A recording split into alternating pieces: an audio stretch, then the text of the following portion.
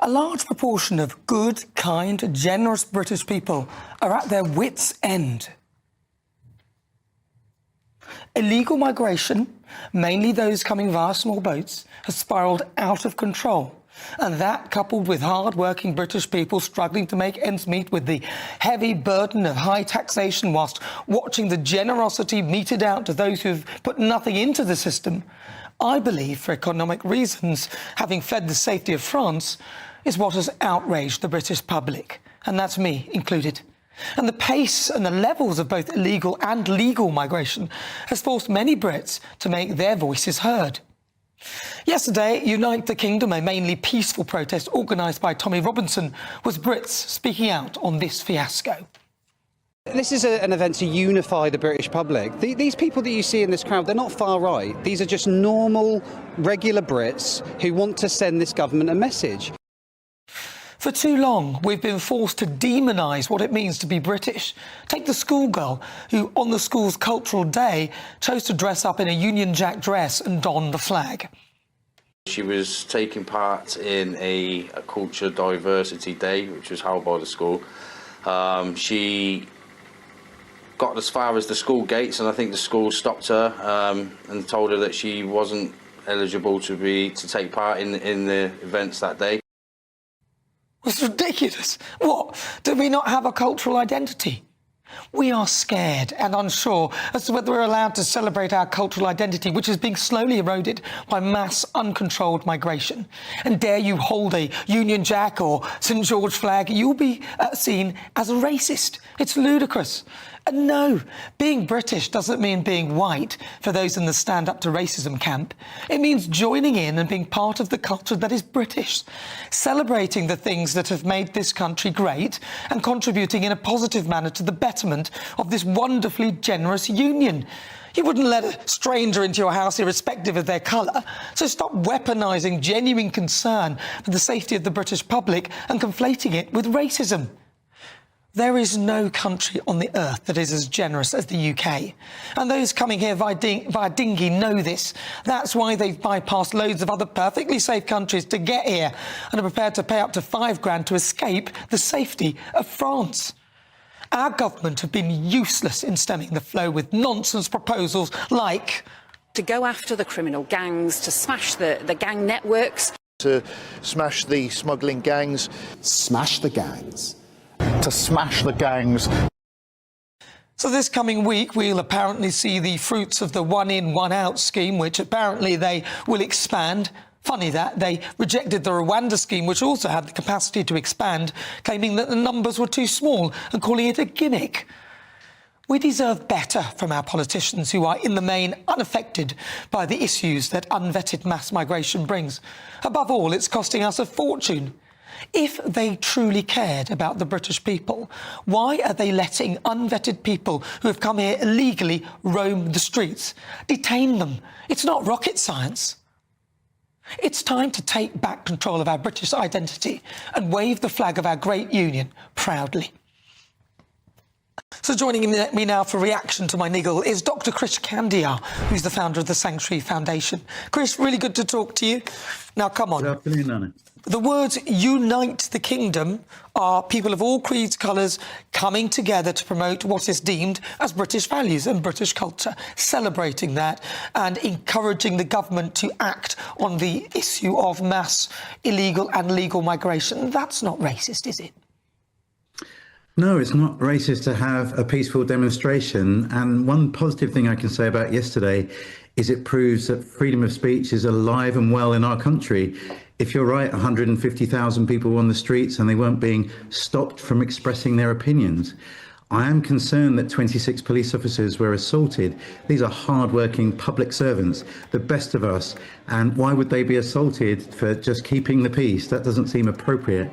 I'm worried about international intervention. We gave platform to a non-British citizen, Elon Musk, who told us that violence was coming and that the government ought to be brought down. I'm not sure a rogue billionaire should really be telling our government what to do. He also said that we should fight or die, and that didn't sound like a very unifying message to me. It sounds like he's asking people to rise up in violent protest. And I had friends that were there who were reporting for a Christian newspaper about these events, and when they asked very simple questions to the audience, they were punched and kicked. So it may be that the majority of people were peaceful, but there was definitely some violence going on, some very racist chanting and placards. And you also had a French far-right politician spout a conspiracy about the great European replacement and blaming people from the south. That's people like you and me from overtaking Europeans in this country. So I'm not sure it was a peaceful, fair-minded demonstration. It was led by someone who's got a convicted criminal record for assault on an off-duty police officer, headbutting a person at a rally. Tommy Robinson has pleaded guilty to these charges. Yeah, but why did we assume that he's going to be a peaceful person? Chris, okay, so past things that people have done in the past, I don't necessarily think are necessarily relevant. I mean, my don't think that about Jeffrey Epstein, I'm sure, do you? No. You spoke. I listened. No, Chris. You Peter spoke. Mandelson? Please. You spoke. I listened. Now I'm speaking, if you don't mind.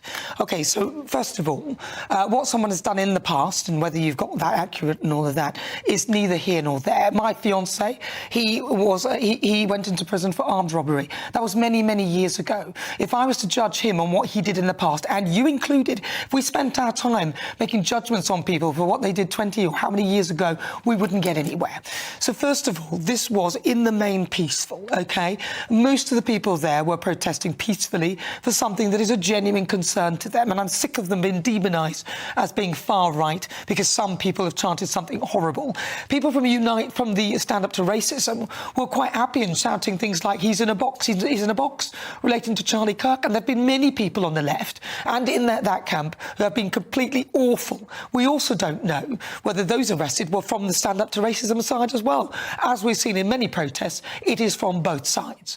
Now, if I was to look at Notting Hill Carnival and talk about the number of arrests there, it pales into insignificance when you compare the two. See, Notting Hill Carnival had over 400 arrests, many police officers were armed, and it was an absolute shambles for many people there. So if we're talking about this particular incident, I would say that British people are standing up and speaking, and I don't think it's fair to demonise people, normal, sensible British people who are protesting peacefully because a few people say some bad things.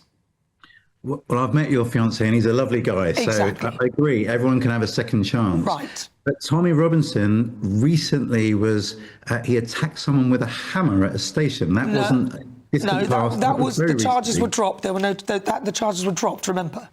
So There's that was video evidence. But the charges were dropped. So Tommy Robinson is also considered so far right that Nigel Farage has distanced himself from him. So he's not our kind of local hero. He has a violent past and he's used to inciting violence. Yeah, but he wasn't saying that. In fact, if you listen to the messaging that he gave, he was saying, everybody make this peaceful. We don't want people to try and claim that we're racist thugs and everything. So we've got to make this peaceful. That was his message. He said, don't let them allow you to dissolve into violence because otherwise they will discredit our message. That's what he was saying. He was encouraging peace. Surely you have to acknowledge that. The people I heard from the stage, one was Elon Musk. Are you saying he didn't say violence is coming and it's time to fight or die? That doesn't sound like a message of peace, Nana. Yeah, but you were talking about Tommy Robinson, so I'm correcting you and saying that Tommy Robinson gave platform to Elon Musk. He broadcast a pre-recorded message that we all saw, and he also made space for a French far-right speaker whose name is, what was his name again? Eric Zemmour. He was also given airtime. So you can't control what the whole crowd does, but you can control who you give platform to. And those were voices that March gave platform to, and they weren't calling for peace. They were saying that we're being replaced by the people from the South. You know, my country I was born here, but my family are from India and Malaysia. I know your family have heritage in Ghana. Those are the South. And they're saying that we are overtaking the country. I don't, as you look at that crowd on the screen right now, it doesn't look a very diverse crowd. Do you know why? Well, there were. People of colour felt very nervous about being on the streets of London. There wasn't a Would very you have felt safe walking around during this event? I would have loved to have gone to it. I would have loved to have gone to it. That's not true. Remember, you're in an 85% white country, so it's kind of unfair to expect an exact representation. Let's be realistic about this. Of course, it was diverse. And there are plenty. Chris, there are plenty of pictures of people of colour there celebrating. A man dressed in a complete Union Jack suit. There are plenty of people there of colour. I would have been there had I not been working. So that's, and people talking about replacement theories. Yes, as you said, it's freedom of speech. Whether the people there don't necessarily all have to agree with all of his words, and I wasn't there to vouch for it. But the underlying message for the people there is that they want the country to be united, and they want the government to deal with mass unvetted migration and mass migration, legal migration, which is unsustainable. And not because it is not what colour people are, it is what they're bringing to the table and whether this country can handle it. And I don't think we can. Final word to you. You've got about 10 seconds, Chris. No, always a pleasure. I think we're going to agree to disagree on this one. I'm pretty nervous about the direction and travel of our nation. I'm worried that people of colour, immigrants, are going to feel less and less welcome in our country. People didn't have their passports checked before people shouted abuse at them. That's what happened to my friends that were there yesterday. Send them home, send them home. That doesn't sound like a message of unity and peace to me. Well, were they in the stand-up to racism camp? Because I'm wondering. But listen, I would have gone there donning my Union Jack dress, and I would have cheered to the hilt to unite this country, because I think that's a good message. Krish Kandiah, thank you very much. Really good to talk to you. That's Dr. Krish Kandiah. He is the founder of the Sanctuary Foundation.